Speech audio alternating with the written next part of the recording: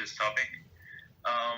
So the first one is some time ago, a few days ago, Rabbi Ruben Shlita told a story about a Bahur Yeshiva that was having some trouble with studying Torah. He could not focus properly, and he didn't know why. So he went to Rab Chaim Kanievsky to ask him what was going on, and Rab Kanievsky told him that it was because he was not careful with mixing milk and meat, and that he had to do tshuva for it.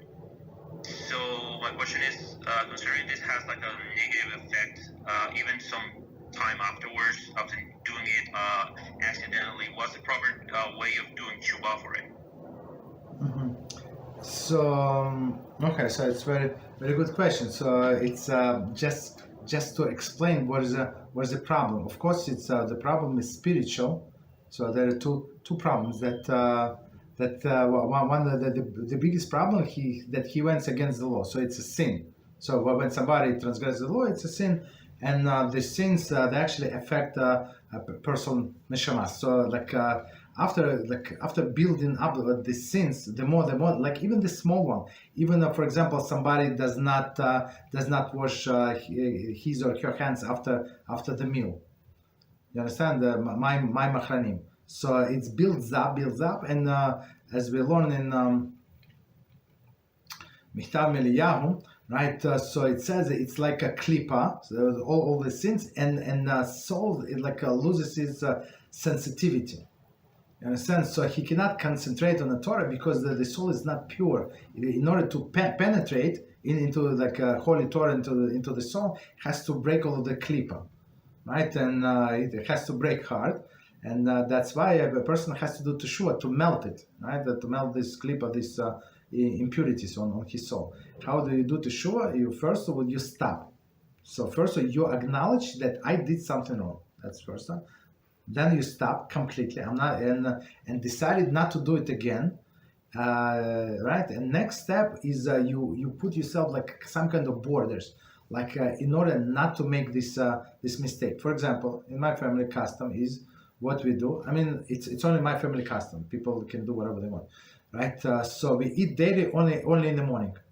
That's it. So one time a day we eat daily. Well, I mean, it's not necessary, but if we eat daily, it would be in the morning.